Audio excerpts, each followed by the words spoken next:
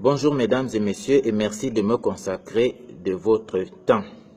Je voudrais vous présenter mon second livre intitulé « La période de découverte de l'Atlantique par les croisiers du Sud Cameroun ». Ce livre de 34 pages seulement a été publié à Paris en 2016. Sa version électronique coûte 1,99 €, soit moins de 1500 francs CFA, et sa version papier 8,5 €, soit 5567 francs CFA, cela sans les frais d'envoi. Je n'ai pas publié ce livre pour prendre position à la querelle qu'il y a entre les Mabi et les Batanga à Kribi pour savoir lequel des deux peuples est le premier à y vivre. Je l'ai publié pour répondre à deux ambiguïtés historiques. La première ambiguïté a été soulevée en 1964 par un enseignant de l'Université de Nairobi au Kenya, le professeur J.C. Sharman. En 1965, l'ethnologue français Pierre Alexandre posa de nouveau le problème. Il s'agit d'identifier le peuple qui a créé le vocable man, de déterminer son étymologie et de reconstituer l'histoire ayant conduit à sa genèse. Alors, partant d'un constat selon lequel l'étymologie de ce peuple serait inconnue chez les Bantous qui l'utilisent au Cameroun et que les autres Bantous désignent la mer ou l'océan par d'autres termes, Pierre Alexandre a supposé que l'on devait l'existence de ce mot à la langue arabe. Selon lui, man en arabe désignerait la mer. À l'instar de banga indiquant le chanvre indien, ce mot serait passé de l'arabe au swahili sous forme de manga et du swahili au boulou en man. Cette hypothèse de Pierre Alexandre s'avère inexacte car nous avons écumé les dictionnaires swahili et arabe. La mer se dit en swahili bahari, la mer ou l'océan se disent bahari et marhaban en arabe. Alors, l'erreur de Pierre Alexandre relance donc la question posée, à savoir, quel est le peuple du Cameroun qui a créé le vocable man?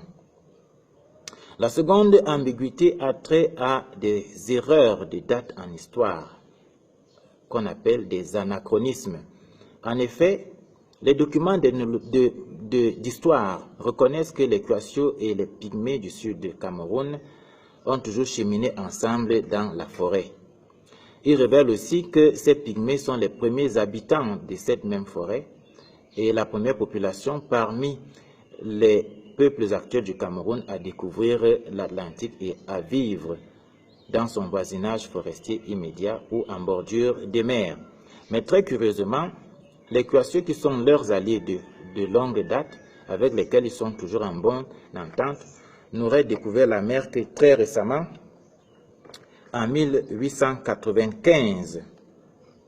Alors, comment l'histoire peut accepter cette date de 1895 sur le plan officiel, alors que 2 ans plus tôt, les Allemands ont maté une révolte du 15 au 22 mars 1893, qui était la révolte des Mabi, à travers 3 de leurs chefs, King Mayese, que les Mabi connaissent sous le nom de Bian Bombumbo, King Masili, que les Mabi connaissent sous le nom de Biwe Nadia, et Ting Bienge, que les Mabi connaissent sous le nom de Nadian Kwamba.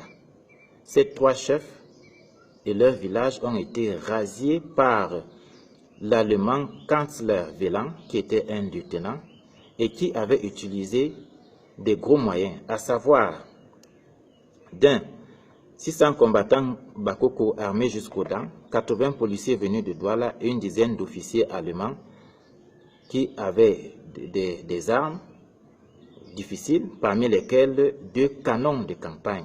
Et Kanzler Wieland est clair dans les archives de Potsdam que nous avons pu lire, il avait utilisé la tactique de la terre brûlée, c'est-à-dire qu'il a tué tout sur son passage, jusqu'aux animaux. Alors, comment une révolte de ce genre a pu passer inaperçue sur le plan historique? Alors, donc, cette première date cet événement montre que la date de 1895 n'est pas bonne. Elle est inappropriée pour indiquer la période d'arrivée des Mabis en bordure de mer. Alors, ces deux ambiguïtés, donc, posent effectivement le problème de la détermination de la période, ou bien d'abord de la découverte de la mer par les Mabis, la période de découverte de la mer par les Mabis et de leur établissement. Avant nous, aucune recherche ne s'y est vraiment penchée. Notre problématique se résume donc en deux questions, à savoir, quand et comment les Mabis, seuls cuirassiers du Sud Cameroun à vivre en bordure de mer, ont-ils découvert l'Atlantique?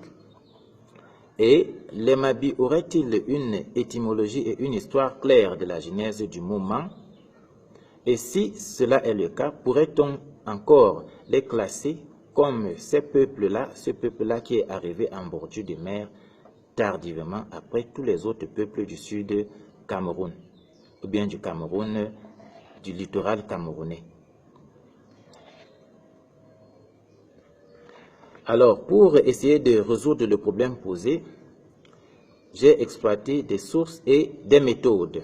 Les sources sont de trois ordres: les écrits, les traditions orales et les sources électroniques. Les écrits peuvent être consultés dans les bibliothèques de l'Université de Yaoundé 1, dans celle de la Société internationale de linguistique, ici à Yaoundé, dans celle du ministère de la Recherche scientifique et de l'innovation, toujours à Yaoundé, dans les archives allemandes de Potsdam, dans les chefferies, les deux chefferies Ngumba, les deux grandes chefferies Ngumba, particulièrement celle de Bidjoka, dans les archives de la communauté urbaine de Kribi.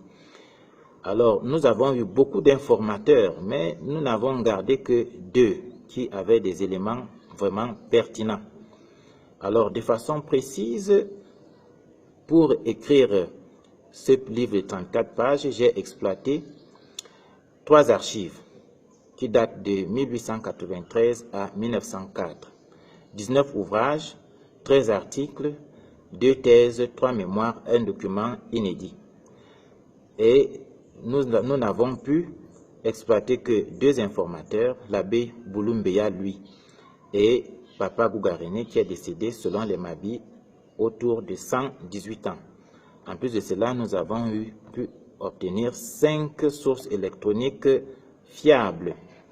En plus des sources, nous avons utilisé deux principales méthodes de l'égyptologie, à savoir la pluridisciplinarité qui utilise les sciences humaines et exactes pour argumenter, et la démarche comparative critique qui confronte les arguments et sélectionne ce qui résiste le mieux à la critique. De façon précise, nous nous sommes servis entre autres des livres d'histoire, des calculs de généalogie, des comparaisons des mythes, de la linguistique, de l'onomastique et de l'archéologie. De nos sources et méthodes découlent les résultats suivants. Les Kwasio fournissent une histoire cohérente de la découverte de la mer enrichie des explications étymologiques et toponymiques. En ce qui concerne les toponymes, qui permettent de reconstituer l'histoire de la découverte de la mer par les Mabis à Kribi, nous avons entre autres Masaga, qui veut dire « je m'effraie », Dembe, qui est devenu Dombe et qui est en train de devenir Ndombe, qui veut dire « appeler les autres en vue d'un rassemblement qu'on a trouvé quelque chose d'extraordinaire », Bundi, qui signifie « fonder », le premier endroit où les Mabis ont fondé leur premier village, Kiengenge, qui veut dire le fleuve Kienge, le fleuve Kienke ou Kienge, qui signifie très clair.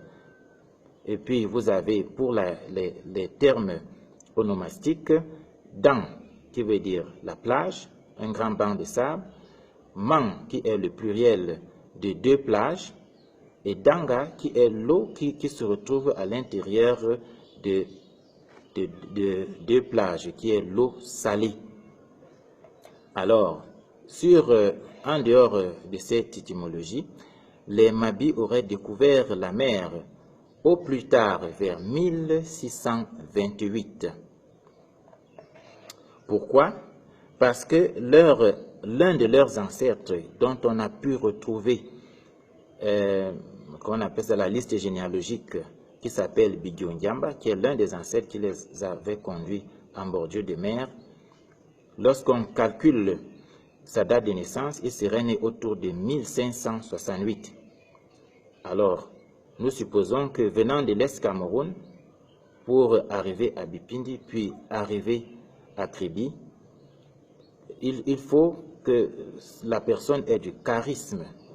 Et c'est la raison pour laquelle nous avons pensé que Bidyongyamba ne pouvait pas être très jeune, mais il faut aussi que la personne soit forte physiquement. Bidyongyamba ne pouvait pas non plus être très vieux. Nous avons situé son âge entre 40 et 60 ans, ce qui fait que les Mabis auraient découvert la mer entre 1608 et 1628. Comment ai-je procédé pour arriver à ces résultats? Les raisonnements et consorts. Une seule réponse: achetez le livre par commande au numéro suivant, l'indicatif de la France 0033.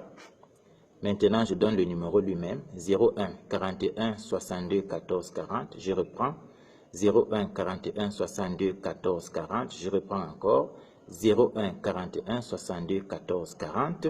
Ou alors, allez sur Internet à l'adresse suivante, www.la-période-de-l'Atlantique-du-sud-Cameroun. Sur ce, mesdames et messieurs, je vous remercie grandement pour votre aimable attention.